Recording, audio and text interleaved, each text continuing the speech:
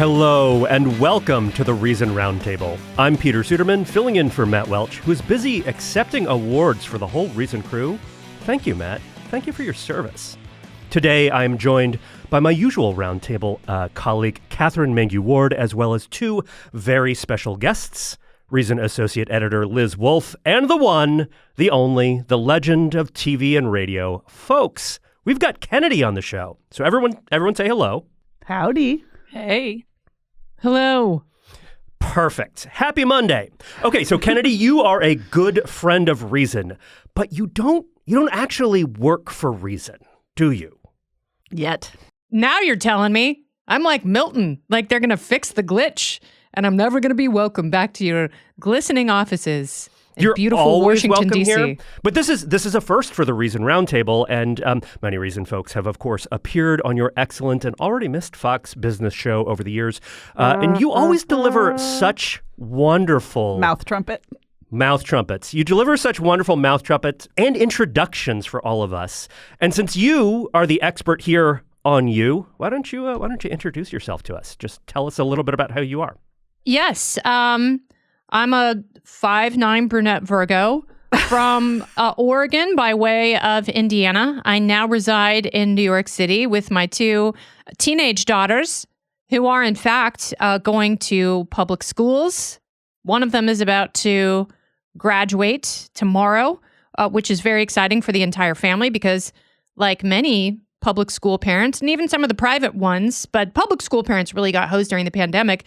We didn't know if our kids were going to make it out of high school with a diploma. So I think we are all celebrating this milestone with her and for her. My parents also did not know that, and there was no pandemic. I never got my high school diploma. This is congratulations. Welcome to the club. That makes you. I actually did get mine, but only barely. That's a story for another day. So big show today, folks. There's a lot going on in the world, especially in Russia, which I promise we will get to later. But I want to start this week with some news related to a different country, China. In a segment I'm going to call Enter the Wuhan 36 Chambers. So last week, the Wall Street Journal confirmed reports that one of the very first people to have been diagnosed with COVID-19, the novel coronavirus that became a global pandemic, was an American coronavirus researcher who worked at a secretive virus lab on coronavirus gain-of-function research in Wuhan, China, which is, of course, the exact city where everyone agrees that the pandemic originated. That person was infected in November of 2019 and may indeed have been a patient zero for the virus. What are the odds? And what does that tell us?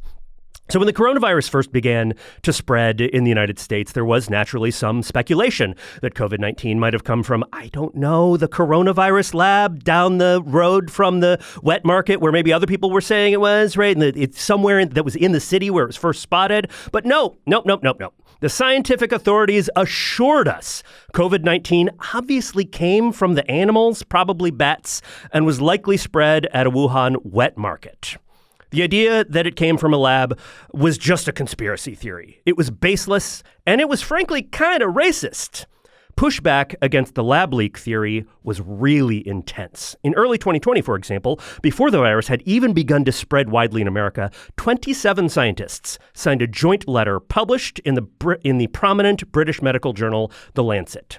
That letter said, "The rapid, open, and transparent sharing of data on this outbreak is now being threatened by rumors and misinformation around its origins.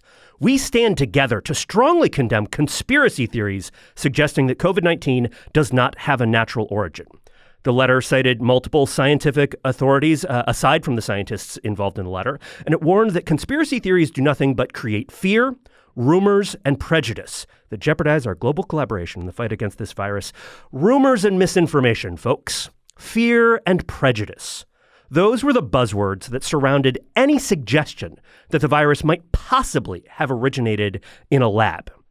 Well, 3 years later, with the Chinese government resisting transparent international investigation, and one of the earliest confirmed cases now known to be a coronavirus researcher who worked on this exact thing at the Wuhan Institute of Virology, I think you simply have to conclude that a lab leak is maybe not confirmed beyond all doubt, but it is by far the most likely explanation at this point.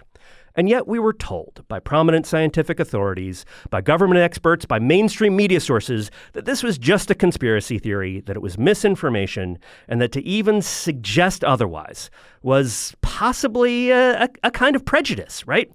It was anti-Chinese, stoking hate. Kennedy, what do you make of all of this? What does it tell us about how we handled information sharing and scientific debate during COVID? Well, there was a lot of condescension from people like Anthony Fauci, who were in a position to withhold funding from a lot of researchers, not only in the U.S., but around the world, a lot of these research grants. And, you know, he had used his position for decades to strong-arm people into towing the line of his orthodoxy.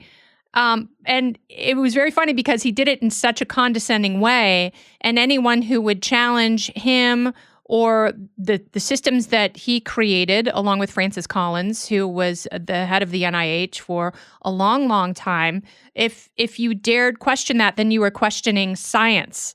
And so he became, you know, through his own edicts, the embodiment of science. And if anyone dared to ask about things like gain-of-function research or the funding of such research in places like Wuhan, China, he would say, you know, you don't understand science. You don't know what gain-of-function research is.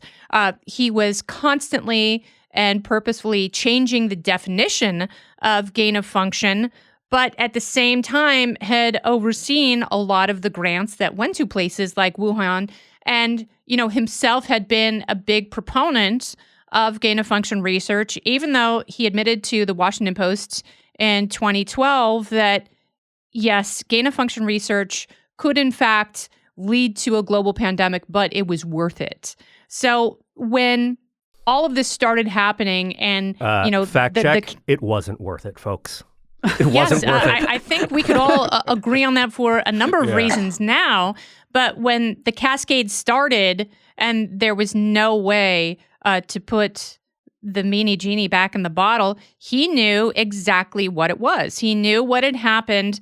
And the beautiful thing about science is when you make a disprovable statement, science will find a way of disproving it if it is in fact false. So we are seeing that in real time, although there has been a great deal of establishment obfuscation. I know I was going to say that wrong.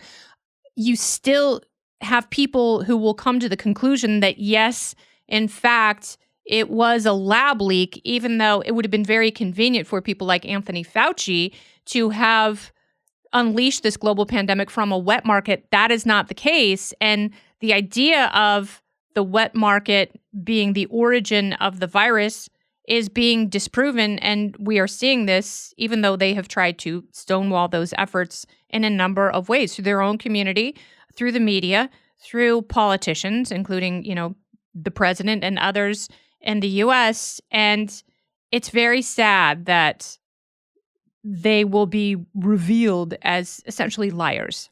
So in June of 2021, Anthony Fauci actually said on Meet the Press, "Attacks on me, quite frankly, are attacks on science." It really sounds like Kennedy is attacking science here.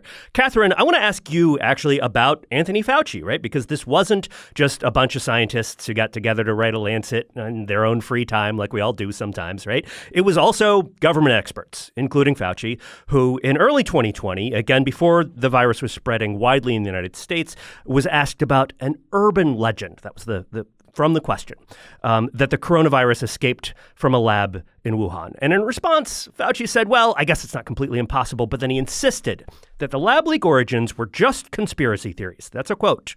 And that the things you're hearing are still in the realm of conspiracy theories without any scientific basis. This was despite an email he'd received that we now know about a month earlier from a very respected virus scientist who did admittedly eventually conclude, well, you know, it didn't escape from a lab. But there was a guy who emailed him and said, you know what? This thing has a bunch of characteristics of a virus that look engineered, was his word. And that wasn't engineered by God. That was engineered by like people in a lab. So God I know you love experts. My engineer. Peter. Yeah, you're an engineer. That's right. I know you love experts. You trust them, especially when they work for the government. How does this brand of, Kennedy had exactly the right word, condescending dismissal from a high-level government scientist affect public discussion of an issue? Listen, the thing that I am the most mad about is that Jon Stewart was right. You remember when he got in trouble? Remember when people were like, oh no, maybe Jon Stewart is bad because he went on Colbert and did that whole riff where he was like, oh, we owe a debt to science for treating this disease that was basically caused by science. And Colbert is like desperately trying to cut to the commercial, like hoping to save his friend from total cancellation. And God, Jon Stewart, totally correct. Absolutely infuriating. That's your problem with Jon Stewart. Yes. And also a bunch of conspiracy theorists were correct, right? Because sometimes conspiracies are true. And that is also deeply infuriating. So, yeah, I mean, I had probably an anti-Fauci bias already based on some of his previous work. But, the walking around DC and seeing the signs in the windows that said, thank you, Fauci, during the pandemic, that radicalized me more than anything else could have, right? I mean, just this worshipful attitude toward authority.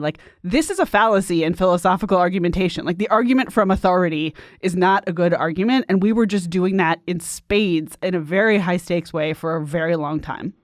Liz Wolfe, I have a confession to make here. And it's going to involve some discussion of rum. But first, I'm gonna go back a little bit. I, too, once dismissed the lab leak theory. I dismissed it because it seemed so obviously possibly true that I assumed that if all of these scientists were checking it out, were saying, no, this is not true, they had fully checked this out. They had the paperwork to back it up. They knew something that I didn't because I am not a subject matter expert, right? And so the way this relates to rum is you've heard of something called white rum. Everybody's heard of white rum. It's on rum labels, right? You go into a liquor store and you're like, here's a bunch of white rum. Well, here's the thing. White rum isn't actually a category. And yet it seems like it should be. It's really obvious, right? But I can explain because I have the documentation. I can show you that there are different production methods, that some of it is aged, that some of it is made from sugarcane, some of it's made from molasses. There's all these different things, right? And so I'm only going to dispute the idea that white rum is a category because I've actually looked into this and I can show you the paper trail. And I can talk you through it. You've done your own research. Right. I've done my own research, but also other people have done their research. And I can point to other credentialed experts, people who are ambassadors for rum brands, that sort of thing. They will tell you white rum, it's not really a category, even though, there's a lot of stuff we call white rum. And even some of the producers use that terminology too. Liz Wolfe, how's the coronavirus like white rum is not actually my question. What happened here was that you had a bunch of scientists and a bunch of public authorities declare with great confidence something that they didn't actually know to be true and now seems unlikely to be true. What happened there? Well, how does that work? This presents such a conundrum for libertarians, right? Because it's at a certain point in time, we could have been, and in some cases were deemed conspiratorial or entertaining conspiracy theories by believing that there was some legitimacy to the lab leak theory. And so I think now, looking at where we are in terms of that sort of shifting explanation for what happened, I think for some libertarians, it leads to this question of which other conspiracy theories will end up not actually being conspiracy theories? And I think, I hear that we will be talking about RFK Jr. a little bit later. I have a lot of thoughts on that front. The thing that is so tough, though, that I feel like we just have to circle back to is that this is an almost impossible to confirm situation. We might go many months or many years before we actually do have a sense of whether or not the lab leak is legitimately fully 100% what happened. I think that this is by far the most likely explanation now. And I was actually over the weekend going through the ProPublica Vanity Fair report from October 2022, last year. And it was fascinating to me, in part because A, you're never going to get CCP officials on the record who are transparent and cooperating and trustworthy on this front. But B, because even when you go through internal CCP documents or Wuhan Institute of Virology documents, which, by the way, the two are like very intertwined. There's all these little party sort of cells, little offshoots that are present in the Wuhan Institute of Virology. But the thing that's so tough with this is you're not going to get these people on the record. And then also, if you actually look at official documentation and hear a lot of these scientists speaking, there is a thing called party speak, which is very euphemistic. It's like city speak in Blade Runner. You only know about if you've seen the theatrical cut where the voiceover is still on it. It's like that, except it's far more insidious and more of a problem for us in our day-to-day lives here and now, because this is how the CCP works. And for much of like the audience in the West, this is something where even if you are a fully fluent like Mandarin or Cantonese speaker and reader and ultra studied and have a strong sense of what's going on culturally in China, you will still run into this hurdle, this roadblock, which is that like when you actually look through official government documents, it's not spoken plainly what happened. It's operating almost entirely in subtext and euphemism. And the further you go down China rabbit holes, like I have gone, since you guys know I'm a total dork about this and I've reported on Hong Kong a bit, like the further you go down these rabbit holes, the more this becomes this huge roadblock. And so I think it's going to be very, very hard to actually figure out what happened here in a fully 100% like convincing, airtight manner. And so I think some percentage of the American public probably won't get the memo on this, right? Like we all are sort of shifting our understanding of this and saying, hey, the evidence is coming out and this is looking pretty darn compelling. But I'm curious about whether the phenomenon that Katherine was pointing to of this Fauci worship, people remember when people were calling it their Fauci ouchies when they got their COVID jabs? Ugh. That was the absolute worst possible timeline. I will still, ironically, whenever I like stub my toe or like get a cut when cooking, I'll refer to it as my Fauci ouchie.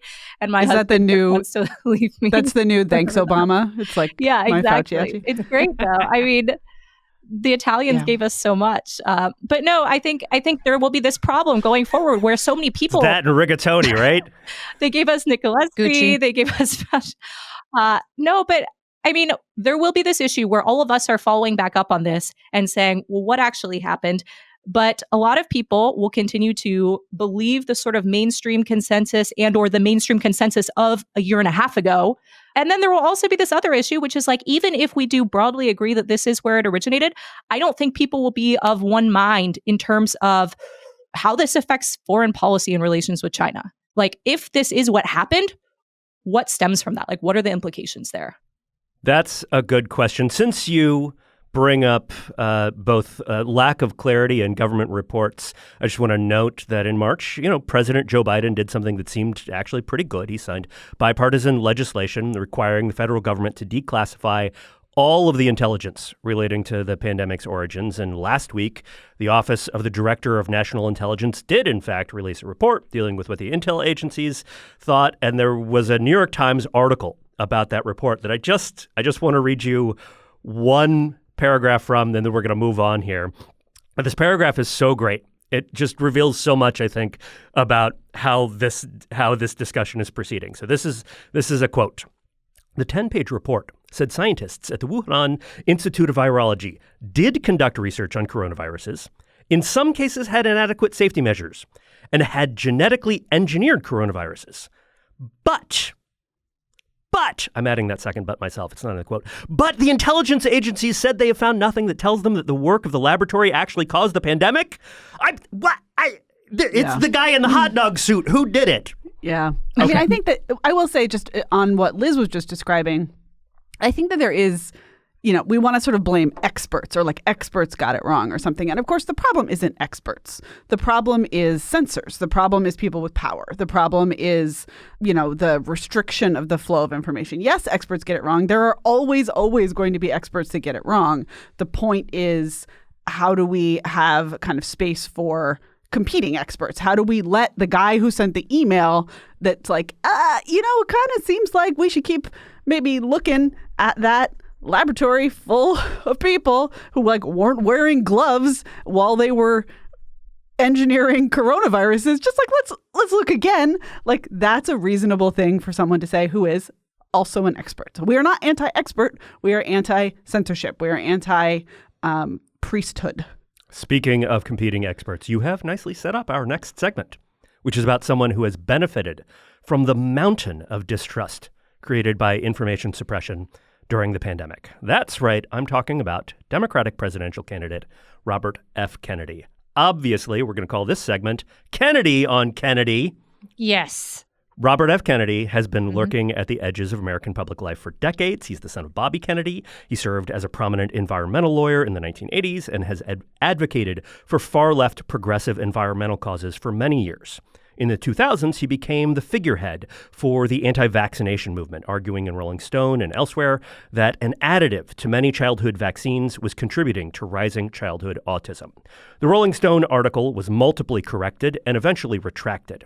And no credible expert still touts the autism link that he wrote about at the time. Even RFK seems to have somewhat maybe kind of backed off the strongest versions of that claim. But RFK has continued to push vaccine skepticism, particularly with regard to COVID vaccines. He has also said that Wi-Fi and cell phone use cause cancer, and he's insinuated that maybe frog studies show us that weed killer in the water supply is turning kids trans. I don't know about that.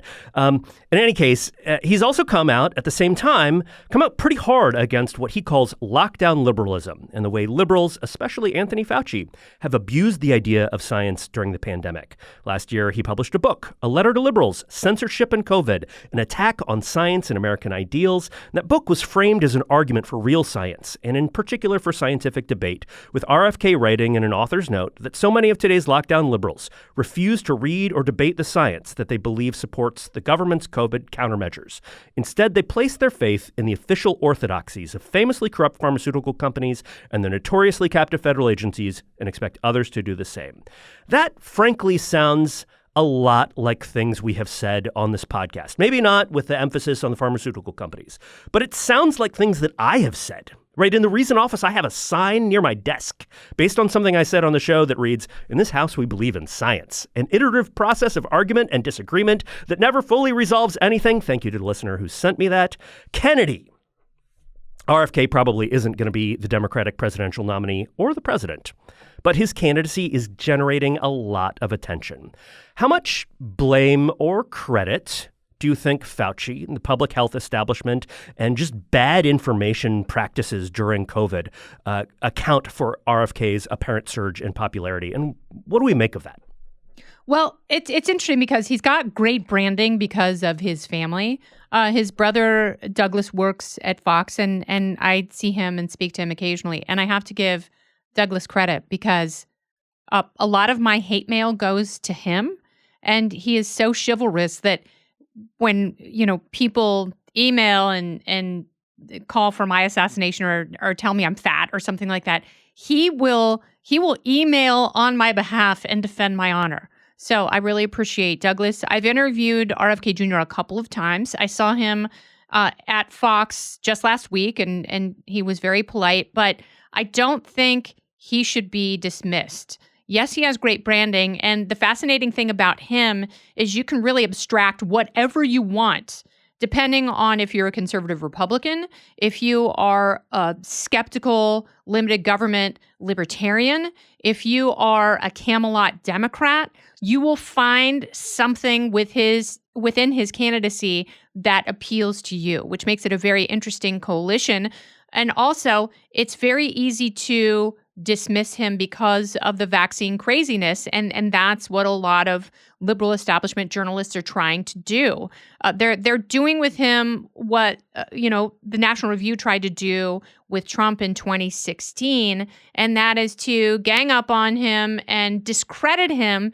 But they do that at their own peril. And they really have to take a closer look at why his strand of populism is resonating with 20% of Democrat voters. I mean, that is a huge number of voters. And, poll after poll suggests that Democrats, Republicans, independents, they don't want Joe Biden to run again for a number of reasons. They say he's too old. They say he's incompetent. They say he has mishandled the economy. But RFK Jr. isn't just trying to be a counter candidate to a lot of Joe Biden's failings. He has developed these political systems and answers over the course of decades. And because, there are aspects of his resume that are very interesting and in some ways very legitimate. And so he, like Trump, has come up with a worldview and a series of answers to outstanding questions that so many people have. And it's interesting because they tap into, what is the basis for a lot of our belief system, and that is skepticism of government. And so when he talks about funding Ukraine, when he talks about the abuse of power in terms of forcing people to get vaccines in order to participate in society, when he talks about corporatism and corporate greed and corporations and government making this unholy alliance, that resonates with people. When he talks about the shrinking middle class and, people are having their tax money taken from them with very little to show for it. And he talks about, $16 trillion spent during the pandemic. There are a lot of us who nod along. And, because he has probably more airtight answers than anyone else who's legitimately running, at least on the Democratic side, that populism and that distrust is really resonating, and it's not going away. And he's not going away because, he doesn't care if he loses. It's like someone like Vivek Ramaswamy running as a Republican. It's like Vivek is very similar in that he's got answers for everything. He's got all of these unorthodox ideas that seem like they're much better solutions to employ than what anyone has given us on the Democrat or Republican side. So even if he is just bolstering his brand is already pretty massive. And I don't think his poll numbers are going to go down anytime soon. And I think the vaccine craziness, and there was a letter that many members of his close family had co-signed, sort of trying to discredit his whole vaccine strain. I think 4 years ago, before the pandemic, people would have easily dismissed him. But now, because people were held hostage with this vaccine orthodoxy, what he's saying sort of resonates. And much of the conspiratorial nonsense and the anti-science stuff will be forgiven by voters who have such horrible options that his candidacy, given where we are and the fact that there have been so many government-imposed problems, he makes a lot more sense to many more people than even the polls suggest at this point, because a lot of these mainstream polling organizations would love to discredit him. And right now, they can't. And he's only going to make his message more attractive and on different mediums than pretty much any other candidate right now. And that will be a threat to the Biden presidency. And in terms of enjoying the anarchy of seeing one of the major parties taken down by its own hubris and really, really bad ideas and candidate selection, I'm here for that part of it. So I agree that we have to engage with him and that it's a mistake to dismiss him. I think you're right. He has what seems like a comprehensive worldview, but I also think that a lot of that worldview is conspiratorial in nature. And it's not just the vaccines, right? It's also the Wi-Fi stuff, which is kind of kooky. It's AIDS revisionism. He thinks the CIA assassinated his dad. You mentioned that he has come out against war spending, but he also has totally ruled out doing anything to trim spending on Medicare and Social Security, which are the biggest drivers of the debt. So I just sort of want to see, do you think that that stuff is resonating as well? Or is it really? I mean, how do you process that in terms of who he is and what his candidacy means? No, I think his views on entitlement spending, that he has so much cover from Republicans and Democrats who also refuse to meaningfully cut spending on Medicare and Social Security. Yeah, the bad options are a boon to him. It doesn't seem like a crazy idea at all. I mean, that might be the sanest plank in his platform. It's not good. It's like we are on a runaway train to economic doom if we don't, in fact, reform those entitlements. I don't have a problem calling them entitlements, being like, I paid into it. It's not an entitlement. But legally, they are not yours. The other stuff, it's because everything is so crazy now, and because, like Katherine pointed out not too long ago, so many of the conspiracy theories have become truth that even the crazy stuff, it doesn't move people's personal needle the way it would 4 or 5 years ago. Liz Wolfe, move our personal needles. You have been digging into the RFK oeuvre for a project you are working on that I'm excited to see, and you've been tweeting out some choice passages from his book. From his books. So RFK has like some kooky ideas, right? Like I mentioned about AIDS and Wi-Fi and frog gender studies, which I don't really know if we want to get into that, but like give me a highlight reel here or a low light reel if you prefer of what you have found and what we should know about him besides the headline stuff about war and vaccines. That was the polite way of saying, Liz Wolfe, please do not talk to us about frog transgenderism for the next 30 minutes, which, I respect that. Fair enough, Peter. It's funny. I heard the opposite. I just heard that as a request to talk about trans frogs. If you do that, I warn you, I might end up croaking. Oh. No, I think so. I'm reading RFK's book right now, his Anthony Fauci book, and I've really been listening to every single interview. I've been listening to the Rogan interview, the Bari Weiss interview. One quote sticks out to me from, I believe it was an Unheard interview that I was reading. I do think that there is a growing coalition in this country of populist forces, that's RFK, on the left and the right that are convening now and finding common ground. And I think that really is probably the only thing that's going to rescue American democracy.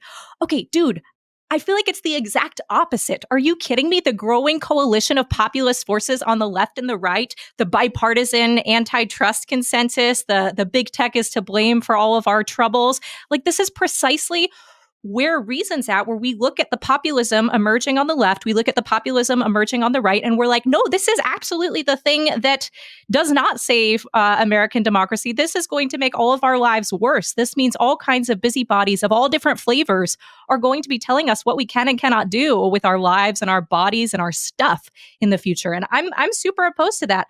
I do think it's worth getting a little bit more granular about the types of things that RFK makes his hobby horses. I mean, I think the atrazine in the water supply, turning kids trans, is actually a really good example of this, because basically both so he's him not quite made that link directly. He has kind of implied it without quite saying, I definitely feel like that's a really think. important question here. Do Brita filters help with filter out atrazine? Yes. But you do have to change the filter. So has anyone ever actually done that in their Brita? I don't think so. So I could be raising young men now because I don't change my Brita filter enough. Exactly. Hey, congratulations that's on to me. your young men for graduating from high school. No, but I do think, basically RFK and Alex Jones, who also touts this claim, have extrapolated from this study of a few frogs for whom this allegedly happened. And there's this playing fast and loose, this clumsiness with looking at a specific study. And RFK Jr. is incredible at being able to cite the study that he's referring to. And so his MO, the way he operates, is by throwing all these expert names, all of these studies, these specific years where a specific clinical trial was done, and he throws these at the reader, which you'll notice if you read his book, or in interviews. And he has what seems to be an encyclopedic memory for these types of things. But that doesn't mean that these studies are legit, and that doesn't mean that his arguments are convincing. I mean, you look at some of his claims, I actually think that this is something a lot of people in the media need to focus on a little bit more. He's peddled an awful lot of bullshit about AZT and the origin of the AIDS epidemic. He, I quote, "The virus is a passenger virus, and these people are dying mainly because of poppers. 100% of the people who died in the first 1,000 with AIDS were people who were addicted to poppers." Then in another quote elsewhere, something about the gay bathhouses selling poppers. I'm sorry, but he was one of the people who was casting doubt on AZT, which, yes, there were lots of problems with that drug used to treat HIV/AIDS. And since then, we have developed so many more drugs that are so much more effective at treating this, disease, this virus at different stages. of its development. And so, like, he is correct that there were flaws with that, but he is wrong to pin blame on poppers and drug use, and he's just very, very clumsy with how he approaches that.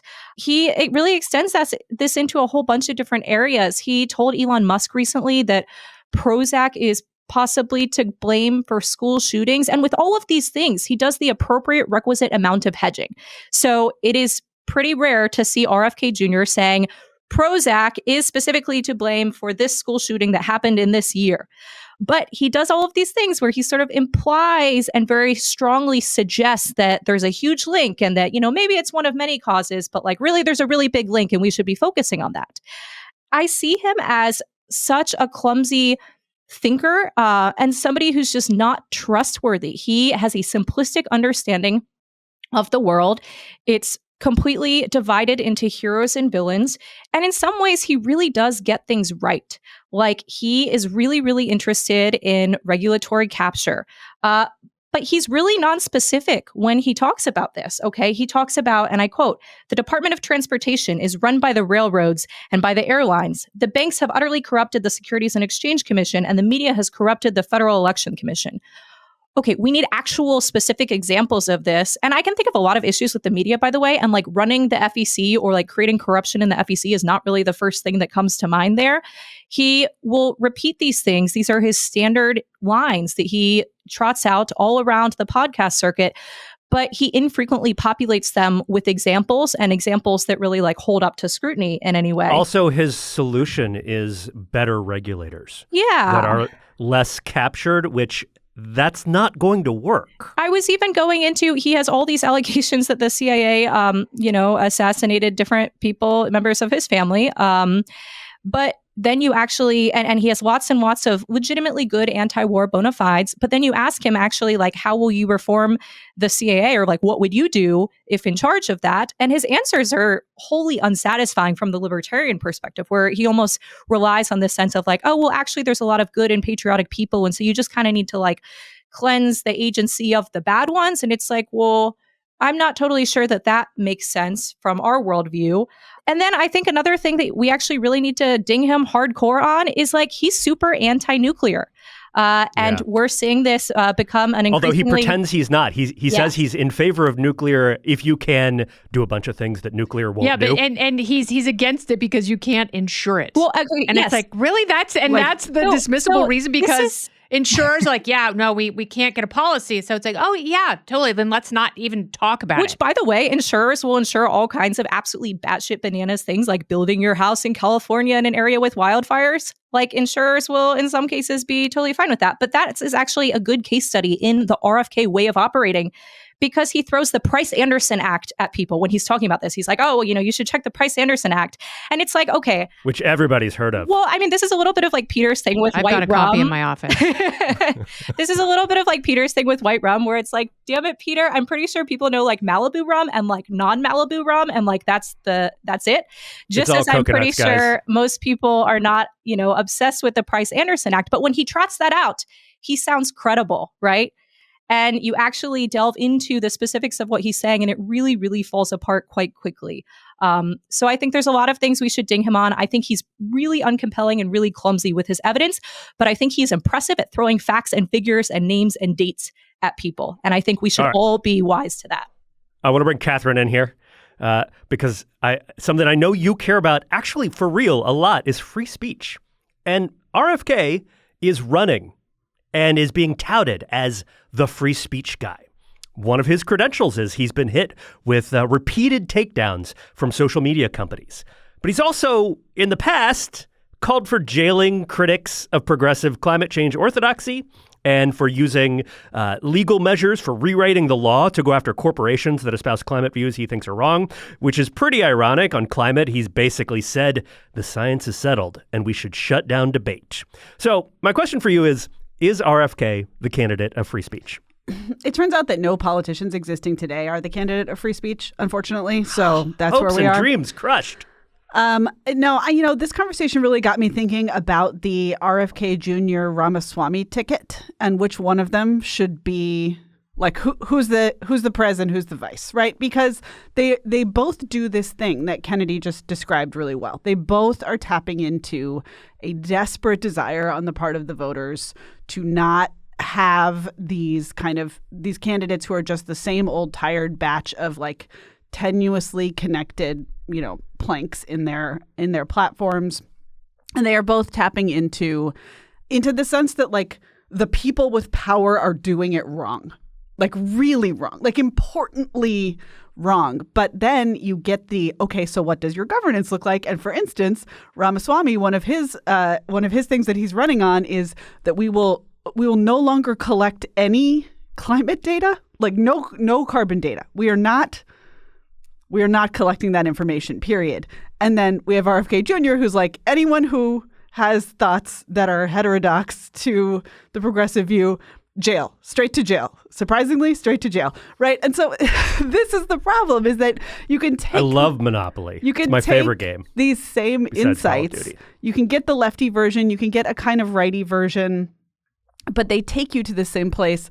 If I am doing an exercise in empathy, which is hard for me, then because you're a robot and robots they have feelings now. No, right? It's really hard. I think they have feelings now. That's what we learned. The ideological Turing test is one of the hardest, and I think that the way that I feel about both RFK and Ramaswamy is the way that other people feel about libertarians. Like, why are they putting together this weird collection of things and claiming that they are united by some kind of common idea? My version of this makes perfect sense to me. Their versions of this sound alternately totally reasonable and like just a big bag of bananas. And so I don't want to dismiss them out of hand, but the bananas keep getting me. Bananas go great with Speaking of bananas, yes, Peter Suderman, Computerman, and Cocktails of Suderman in his I did not ask her to do this, folks. I cannot wait to make this banana daiquiri because you make it with creme de banane and real bananas, and it looks like the tastiest, yummiest thing ever. And my favorite thing about Suderman's cocktail Substack is he does I love sweet girly sorority girl drinks. Like anything that comes out of a wall with like a Slurpee machine and booze, I'm all for. And Suderman he's not a snob about it. He's like, I will tell you, these things are delicious. There's just a slightly better way to make them. And he gives you the tools. And I cannot wait to make the banana daiquiri. So I'm glad you brought up bananas. You haven't made it yet, Kennedy? Not yet. Okay. I think at least one person on this podcast has made it besides me. I made it last weekend and it changed things for me. It blew my mind. It might have been other things I was consuming that weekend also, but I'm going to attribute it entirely to Suderman's recipe. There's cocktails and then there's cocktails. We did find out that Kennedy loves banana daiquiri glory holes. Oh, what? It's in the literature. It's in the, if you look comes out of the wall, enough, right? And it just, oh man. It's anyway, glorious. So we've got to move on, but I just want to say one final thing. We've got to say one final thing about the frog gender study. Folks, that was the plot of Jurassic Park. No, really, they crossed the dino DNA with frogs. This was before the trans thing and the Roundup and the weed killer and whatever. And frogs are known to spontaneously change gender. They have been for a long time. Oh my God, you're right. And that's how the dinosaurs ended up breeding. And that's why They're John like American Hammond middle schoolers. lost so much money on that island. And now we're going to go to our reader question. I struggle with this actually because it turns out there's like amphibians like frogs, fish. There's some birds that also do this. Like I had a chicken once years ago that did change genders. And so it's a little bit tough because I'm like precisely the demographic that RFK is really targeting. It's like the strange chicken herding ladies who've had the animals change genders before, but I still reject the atrazine study. I am no longer going to be blaming Nick Gillespie for when this podcast goes off the rails because he is far from here and we ignored Peter's transition to talk more about I affirmed my chicken's frogs. gender identity. I just want to be very clear here, but I did rehome it ultimately. This question but RFK comes... Jr. is not the first person to. He's the first guy to really mainstream frog gender studies. But I remember covering Ralph Nader in 2000, and then eventually Bernie Sanders, and I was on a tour of mostly progressives back in 1999 and 2000. And I knew that I disagreed with just about everything Ralph Nader was saying, but he did the thing that RFK Jr. does. Like he wraps every bit of crazy in what seems like reasonable data and surveys and just like rapid fire, just shoots them at you so you don't have time to refute it in your brain, let alone with actual science. And then he just goes on to the next thing and uses the same method. So it's like machine gun politics. And it's like they appear to be the experts and no one has time to refute every single crazy thing they say because they make it sound legitimate. Speaking of time, this reader question comes from Jim in Canada. It's about the budget and the economy. So I'm going to call it Evil Debt Rise. Thanks, Jim, for allowing me to do that. So Jim writes, I listened to your commentary on the coming collapse of the U.S. and potentially the world economy, and it seems like you all think the heart of whatever is coming will be tied to entitlements. I disagree. I think this has more to do with unfunded tax cuts that have permeated U.S. monetary policy for decades. Over that period, as deficits have skyrocketed, the wealth gap has exploded. All this while the tax contribution from the wealthiest people has shrunk as a percentage of total revenue. There's a simple solution. It's called progressive taxation. The more you earn, the more you pay by percentage of those earnings. Shutting loopholes like carried interest should make up the difference. Don't like it paying entitlements who don't need them, people who don't need them. Simple, tax them back. Kennedy, will progressive taxation solve our debt and deficit problems? No, it will absolutely exacerbate it. And all you have to do is look at places like France and everywhere in Western Europe they've tried this experiment. They have failed every time. The only time you see real economic growth, if we are to believe the research of the brilliant Véronique de Rugy, is when you have tax cuts coupled with spending cuts. That is the only time you will unleash true and sustained economic growth. And I dare anyone to try that in this country. I cornered Gavin Newsom the night before the Correspondents' Dinner this year because he was at a party where, as you do, he looked so pained when I walked up to him. He's like, "Oh, what are you gonna do now? You gonna make fun of me? Ha ha ha! Should I run for my life?" Is that what Gavin Newsom sounds like? Yeah, that's what he sounds like. Yep, he does. Kind of like RFK, actually. No, he's got more projection, but he definitely has a rasp. Woo!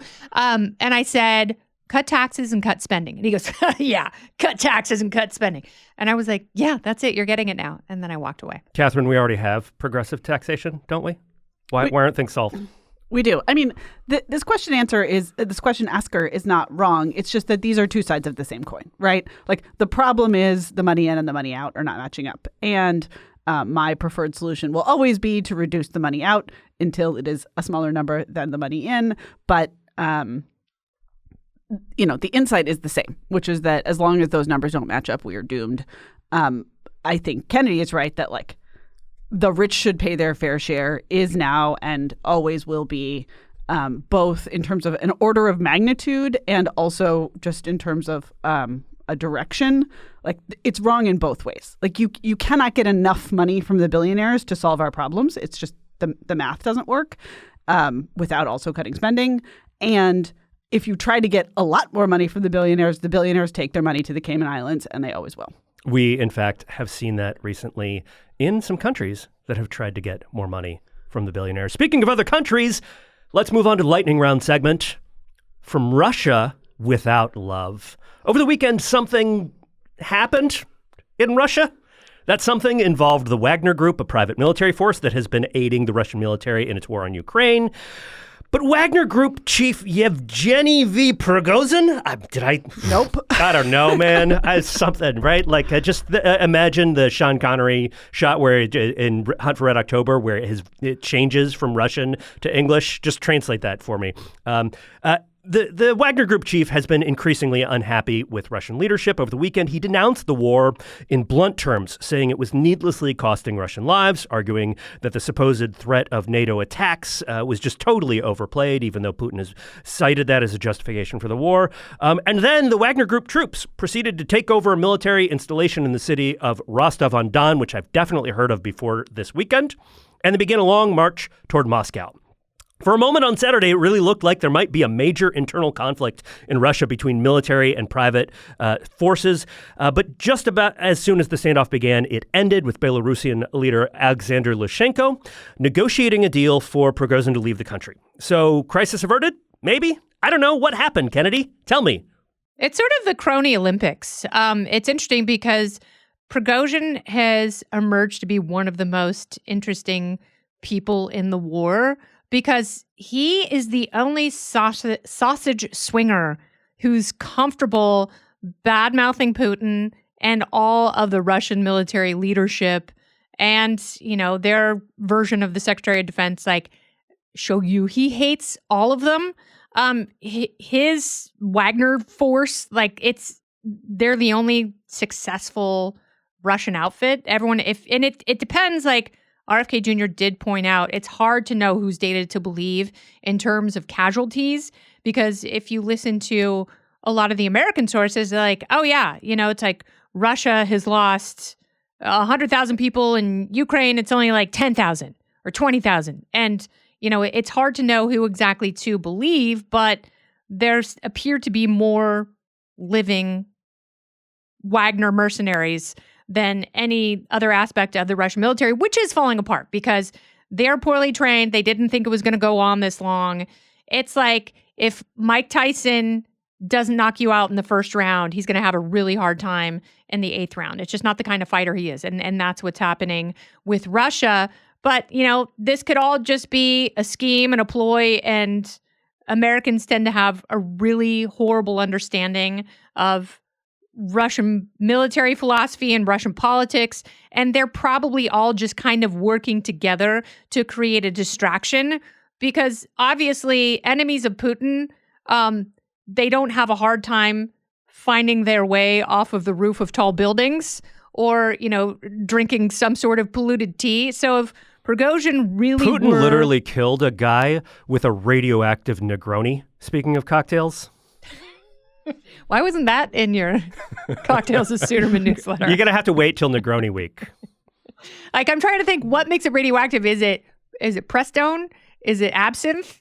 I'm now very much looking forward to. I'm sure RFK could explain it to us somehow or another. So I assume. Yeah, but Prigozhin, he's in on the whole thing. He's getting like the Hunter Biden version of a Russian sweetheart deal. He's good. He's got the goods on Putin. I think everyone has been wrong and they will continue to be wrong. And Prigozhin really isn't going anywhere and he's not in danger. So I assume the sausage swinger reference there was a reference to the fact that Prigozhin used to own a bunch of restaurants. Including hot dogs. Yeah. That was his beginnings. Like if David Chang bought Blackwater.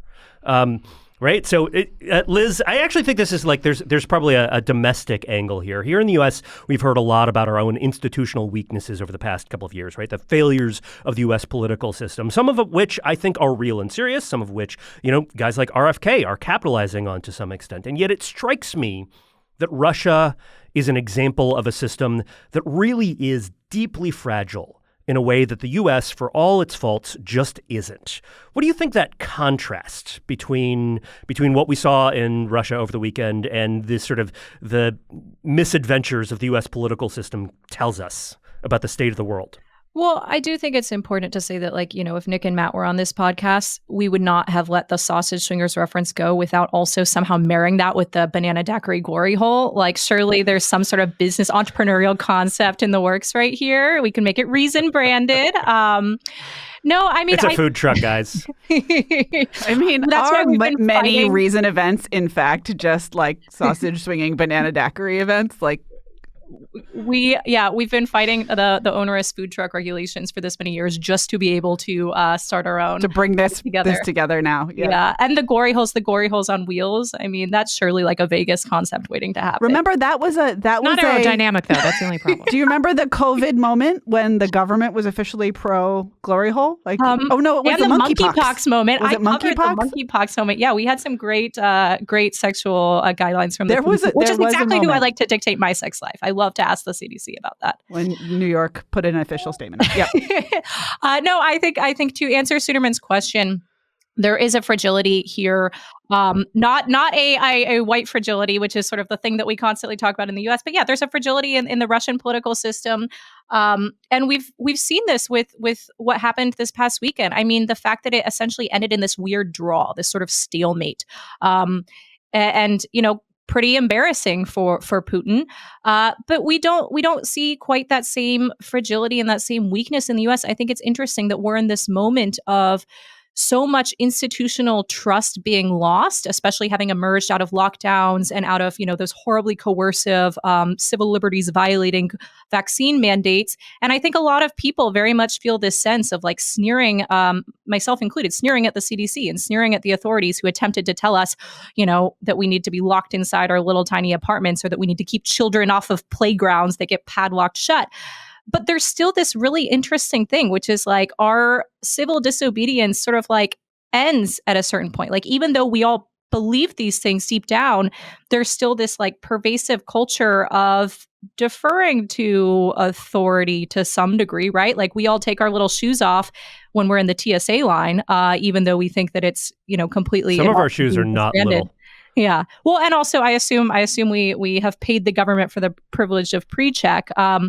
But no, I mean, I think my point just goes back to the sense of like the US government still has some authority over us. It's harder. We're seeing the cracks in some of these institutions, and I think we're seeing some useful reforms being implemented. But to some degree, even though Katherine's anarchist heart wants these institutions to burn down, that's not really what's happening. And I think in Russia, we see possibly that being more likely. And the thing that I always come back to is like, what's the situation? Like, what's the equivalent way of looking at China and like the CCP's power? Are these institutions that are fundamentally fragile or deeply entrenched? And how should we be looking at that? And I think to some degree, the answer is like, we don't really know.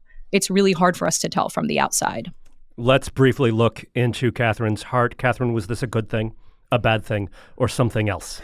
So, this weekend, everybody who had previously been a submarine expert transmogrified into a Russian military strategist. Using the transmogrifier box from Calvin and Hobbes, obviously. Exactly. And we're actually having a Calvin and Hobbes moment in my house lately, so that's probably why that word came to my brain. And I was going to be like smug about that. And then I remembered that my first thought when I started reading the news about the Wagner Group stuff was like, yes, obviously you don't trust the head of a mercenary army who has risen from humble origins. Like, do you people even read fantasy novels? So what I'm saying is I'm part of the problem. And I have no idea what's really happening in Russia, and neither does anybody else. But that's my deep insight. All right, let's move on to our final segment of Deep Insights with Liz Wolfe. We're going to start with you. What have you been watching, reading, consuming, etc. this past week? I have been watching the great cultural appropriator, Amy Winehouse. So the movie Amy from 2015, I believe is when it came out, is absolutely delightful. I am a huge Amy Winehouse fan, in part because I really want to go through a sort of beehive era. I figure now that I'm busier than ever and have like a small child and work a full-time job, I figure now's the time to get really aggressive with doing a 45-minute hairstyle every morning. So I'm working on my beehive skills. I'm highly influenced by Amy Winehouse. And just in general, I'm so incredibly late to the game, but bummed by the fact that we went through that absolutely absurd cultural appropriation hating moment where we even canceled people like celebrity chef Alison Roman because of dressing up like Amy Winehouse for a Halloween costume years and years ago. Like, people really lost their minds over anybody perceived as a white lady, or in Amy Winehouse's case, a Jewish Brit, wearing hoop earrings or wearing a beehive or doing their hair in any way that resembled the like Black girl groups of the 50s and 60s. And I find that to be absolutely awful, because if you actually talk to some of those people, like Amy Winehouse did, like, Ronnie Spector of the Ronettes, was a huge Amy Winehouse fan, and like of her music and of her style and of her skill. And so it's like, well, wait a second. Are the people who Amy Winehouse was actually emulating in her aesthetic, were they offended by what she was doing? In many cases, they were like, wow, what an incredible breath of fresh air. What a, once in a generation talent. And then I think the Amy Winehouse tale is also actually kind of connects back to some of the other things that we were talking about. Like there's you look at the degree to which RFK is able to use his celebrity, his connections, and construct a very specific image of himself and sort of ride on the Camelot-y obsession, the Kennedy name. I think Amy Winehouse is an interesting example of somebody who, like, very deep within her heart appears to have rejected the celebrity, and really, like, was something that arguably led to her downfall in a very major way. So that's just been something I've been ruminating on: beehives and paparazzi lately. Kennedy, what have you been ruminating on? I mean, I've been ruminating a lot on graduation and milestones, and my daughter is going to college, and I look at college very differently through a parenting lens than I did when I went, because I didn't go until I was so late. I graduated from college when I was 32, and I was 38 weeks pregnant with the child who's going to college now, and it's fascinating because it really has just become a late adolescent placeholder, so you can kind of dick around for a few years before you have to get up early and go to a job. And as long as you understand that, like, I'm fine with that, because if she doesn't want to go into the workforce right now and she wants to go take some business classes and figure that out, that's lovely. And she will not have any debt when she emerges from college if she does in fact stay at the school for 4 years. And I think, that's really important. I think people who make bad choices about going to expensive schools with no way to pay for it, I think they are foolish. And, we shouldn't be on the hook for that. And I'm also reading a book called The Individualists, which is like the rapid fire RFK version of describing the different aspects of libertarianism. That sounds great. So far, it's good. It's interesting. Katherine? I did the thing that sometimes happens in normal human consumption of media, which is that I just consumed... You're admitting to be a normal human? Shush, don't tell anyone. That's a lie. I just consumed more of all the things I've already recommended on this podcast. Like, that happens sometimes, right? You're just like, oh, I finished listening to more episodes of the Songs That Explain the 90s and another episode of Ologies by Ali Ward, and I listened to the audiobook of Good Omens while I was driving in West Virginia for a really long time. But if I have to pick a thing that is a discrete thing that I consumed this week, I guess it will be a rocket launch. You know me. SpaceX did a launch last week. They put 56 Starlink satellites into low Earth orbit and then landed on the Just Read the Instructions drone ship in the Atlantic. This was, I think, the 44th SpaceX launch this year. Awesome. Like, the fact that this is so boring for me to talk about is the best thing that's happened in a long time. So for my What You're Consuming, I read the novel Tomorrow and Tomorrow and Tomorrow by Gabrielle Zevin. It's about video games, obviously, right? It's a book about video games, but it's also about, like, work and love and collaboration and creativity and being young in the 90s. And some listeners to this podcast might find it just a little bit woke.